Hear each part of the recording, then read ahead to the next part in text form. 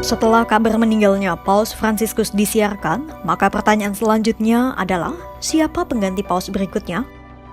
Usai Vatikan mengumumkan Bapa Suci Paus Fransiskus telah mengembuskan napas pada usia 88 tahun, duka segera menyelimuti seluruh umat Katolik sedunia.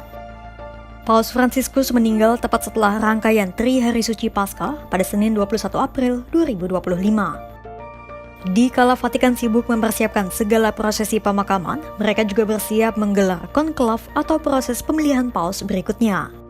Selama ini, sebelum hasil konklav keluar, publik selalu menebak-nebak siapa kardinal yang paling potensial untuk menjadi pemimpin umat Katolik Roma sedunia. Kira-kira dalam konklav kali ini, siapa kandidat paus yang paling potensial menerima voting terbanyak dalam konklav?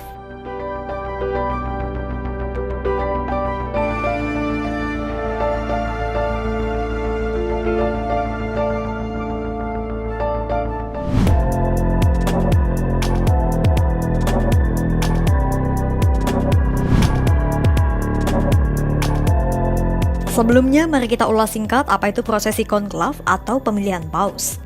Jadi, dalam konklav, para kardinal gereja Katolik melakukan pertemuan yang sangat tertutup dan biasanya dilakukan di Kapel Sistina. Dalam rentang waktu 14 hingga 20 hari, mereka akan melakukan pemungutan suara untuk memilih salah satu di antara mereka sebagai paus berikutnya. Hanya kardinal berusia di bawah 80 tahun yang berhak memilih dan mengikuti prosesi konklav ini. Mereka juga diisolasi dan tak bisa berkomunikasi dengan dunia luar selama pemilihan berlangsung. Nantinya pemilihan rahasia akan dilakukan 2 kali di pagi hari dan 2 kali di sore hari. Setelah setiap sesi pemungutan suara, kertas suara akan dibakar. Jika asap yang keluar dari cerobong berwarna hitam, maka belum ada kardinal yang terpilih sebagai paus. Sementara, jika asap putih yang keluar, maka umat Katolik siap menyambut pemimpin baru mereka. Diskusi mengenai nama-nama potensial sudah dimulai sejak lama di balik tembok Vatikan. Beberapa di antaranya dipandang sebagai sosok progresif pewaris agenda Paus Fransiskus, sementara lainnya terkenal akan sikap konservatifnya. Dan berikut sejumlah nama yang santer diisukan menjadi kandidat paus paling potensial.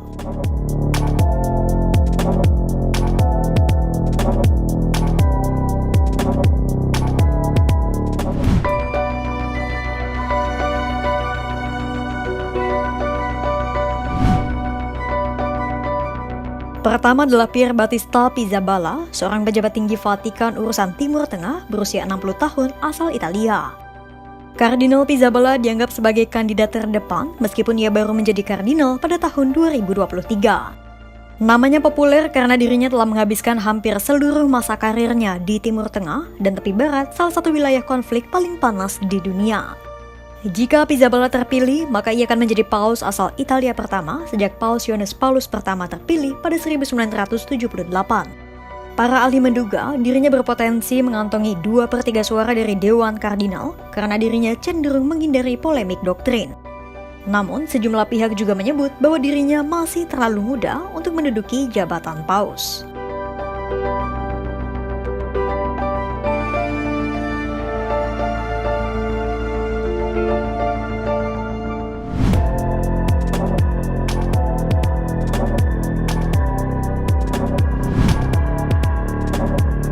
Kandidat potensial kedua adalah Pietro Parolin.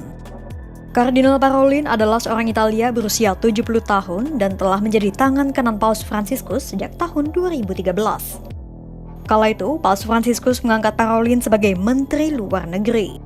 Sejak saat itu, Parolin telah bertugas mengawasi urusan internal gereja dan mengarahkan kebijakan luar negeri. Parolin terkenal bersuara lembut dan beraliran mild-mannered centrist, alias berada di tengah-tengah dan tidak condong ke arah konservatif maupun progresif. Kardinal Parolin berpengalaman menjadi diplomat selama lebih dari 20 tahun, akrab dengan kuria atau kabinet Vatikan, dan memiliki jaringan internasional yang luas. Sebagai seorang diplomat, Parolin fasih dalam bahasa Inggris, Prancis, Italia, dan Spanyol. Berkali-kali, Parolin mengangkat isu Israel-Palestina, perubahan iklim, dan perdagangan manusia di konferensi internasional. Parolin pun dianggap sebagai dalang kemajuan Vatikan beberapa tahun terakhir karena berhasil menjembatani hubungan Vatikan dengan Cina dan Vietnam.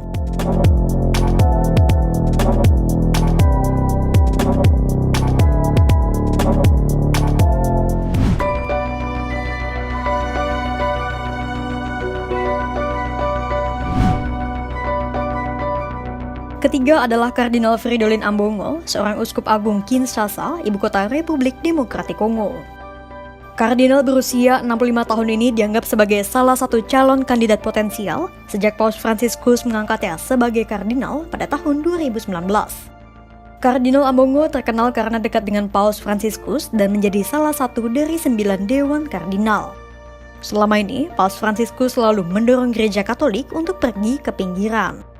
Alias, gereja Katolik harus lebih menjangkau wilayah Afrika dan Asia, di mana gereja menjadi salah satu komunitas paling aktif.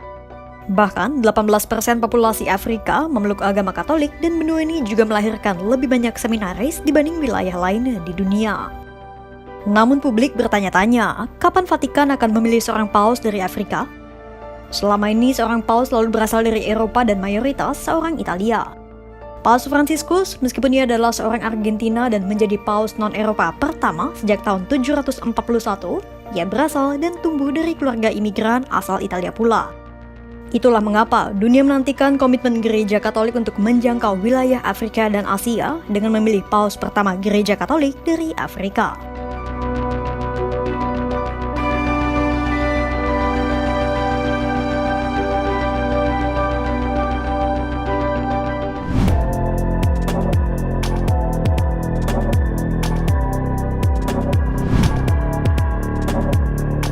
Sosok potensial keempat adalah Kardinal Luis Antonio Tagle asal Filipina, salah satu wilayah yang di mana Katolik masih memainkan peran penting. Di Filipina pula, Fransiskus memberikan perhatian khusus dalam berupaya membangun gereja yang tidak Eropa sentris. Pria berusia 67 tahun ini adalah seorang kardinal liberal Filipina yang kerap mendapat julukan Fransiskus Asia. Tagle pertama kali diangkat sebagai kardinal pada tahun 2012 oleh Paus Benediktus ke-16. Selain dijuluki Fransiskus Asia, sekutu Paus Fransiskus ini juga mendapat julukan Cito karena dirinya sering tersenyum. Pendekatan Tagle yang ramah sejalan dengan perhatian Paus Fransiskus terhadap masyarakat miskin dan kaum papa di negara berkembang. Selain itu, Tagle juga telah menangani sejumlah masalah pelik gereja seperti polemik soal penerimaan komuni bagi umat Katolik yang bercerai dan menikah kembali. Saat tahun 2013, Tagle sempat dianggap menjadi kandidat yang menjanjikan. Namun saat itu, dirinya dianggap masih terlalu muda. Jika kali ini Tagle terpilih menjadi paus, gereja Katolik akan memiliki paus Asia pertama mereka.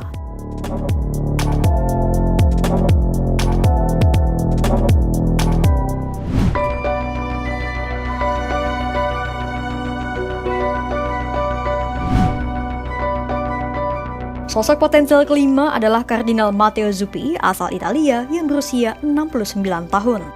Kardinal Matteo atau yang kerap disapa Don Matteo adalah Uskup Agung Bologna, salah satu jabatan terpenting di Italia. Don Matteo merupakan seorang progresif sejati yang memiliki hubungan erat dengan komunitas Sant'Egidio, sebuah komunitas Katolik yang terkenal akan pelayanan dan misinya terhadap kaum papa. Namun karena kedekatannya dengan Sant'Egidio, sejumlah pihak juga khawatir keputusannya akan sangat dipengaruhi oleh komunitas tersebut jika Matteo terpilih menjadi paus. Selain aktif dalam misi pelayanan terhadap kaum papa dan para imigran, Kardinal Matteo juga terkenal akan buah pikirnya terkait isu pelik di gereja termasuk LGBT. Don Matteo menyebut baik umat Katolik dari kaum LGBT dan menyerukan agar gereja menemukan cara pastoral baru untuk melayani kaum gay. Selain berurusan pada kaum yang terpinggirkan, Kardinal Matteo juga memiliki pengalaman menjadi utusan khusus Vatikan urusan Ukraina. Sejumlah pakar berspekulasi Paus Fransiskus kemungkinan besar akan memilih Don Matteo sebagai penggantinya meski Bapak Suci tidak mengungkapkannya secara terbuka.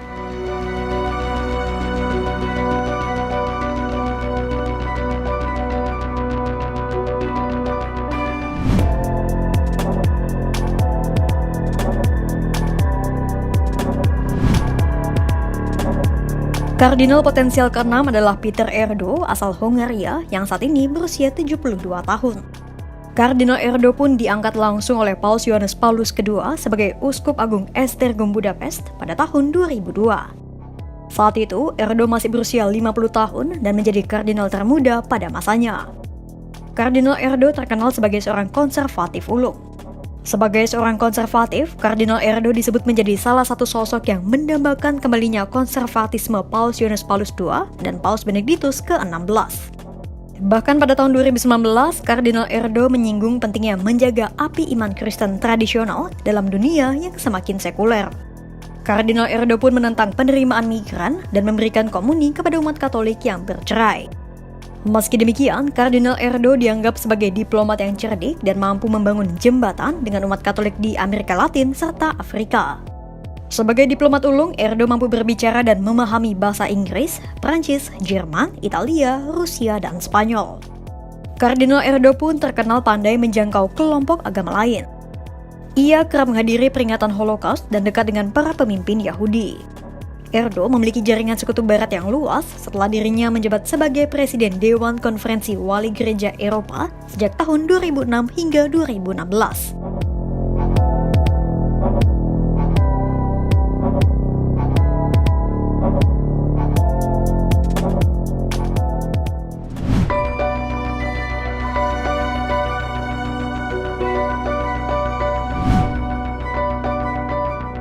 Sosok kandidat paus berikutnya adalah Kardinal Anders Arborelius, seorang uskup asal Stockholm dan juga kardinal pertama asal Swedia. Ia adalah mantan biarawan Karmelit sama seperti Paus Fransiskus. Kardinal Arborelius yang kini berusia 75 tahun baru memeluk Katolik pada usia 20 tahun. Wajar saja, mengingat Swedia dulunya didominasi oleh penganut Lutheran atau kalau di Indonesia dikenal sebagai salah satu denominasi dari Kristen Protestan. Meski demikian, saat ini Swedia menjadi salah satu dari sedikit negara di Eropa yang menganut paham sekuler. Kardinal Arborelius bukan seorang progresif garis keras, namun juga bukan seorang konservatif sepenuhnya. Terkait urusan migran, Kardinal Arborelius menyatakan dukungannya atas penerimaan para migran. Sementara soal pemberkatan pasangan sesama jenis, Kardinal Arborelius tegas menentangnya. Saat tahun 2006, Gereja Lutheran Swedia telah mengizinkan memberikan pemberkatan pada pasangan sesama jenis. Kardinal Arborelius pun menentangnya dan menyebut bahwa keputusan itu akan semakin memberi jarak dalam dialog antara Gereja Lutheran dan Gereja Katolik Roma. Selain itu, Kardinal Arborelius juga telah mengangkat sejumlah isu di gereja. Mulai dari pentingnya membangun jembatan di dunia yang terpolarisasi, bagaimana gereja memberikan posisi yang lebih besar kepada perempuan dan membantu keluarga untuk mewariskan iman. Kardinal asal Swedia ini juga menentang adanya arus politik yang berpotensi memecah belah gereja.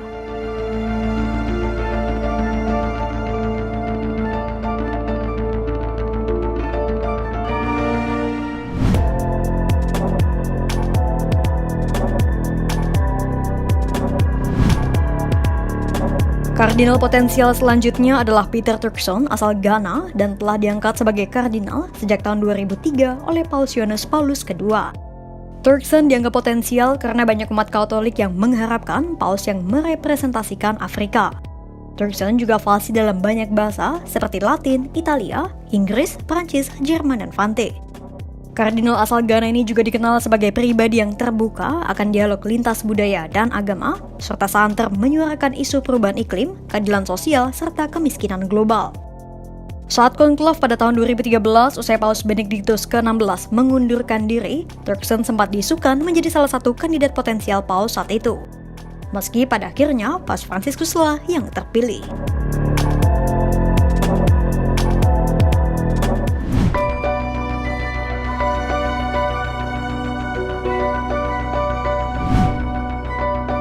Nama terakhir yang santer disebut menjadi kandidat potensial menjadi paus berikutnya adalah Angelo Scola asal Italia. Sama seperti Turkson, Scola juga sempat disebut menjadi nama yang kuat pada konklav tahun 2013. Pasalnya, Scola memiliki hubungan yang sangat dekat dengan Paus Benediktus ke-16. Keduanya bahkan pernah bekerja sama secara akademis. Karena dekat dengan Benediktus ke-16, Scola juga dikenal sebagai seorang teolog konservatif. Namun, meskipun secara doktrinal dikenal sebagai konservatif, Scola juga memiliki pemikiran terbuka pada dialog budaya sosial, serta telah terlibat dalam dialog antar agama, terutama Islam dan Kristen. Scola pun memiliki kemampuan diplomatik yang baik. Namun, Scola tak terpilih karena saat itu banyak kardinal dianggap mempertimbangkan perlunya paus dari luar Eropa Barat. Dipilihnya Paus Fransiskus pun menunjukkan bahwa adanya keinginan akan pemimpin yang lebih pastoral dan membawa nuansa baru dari selatan.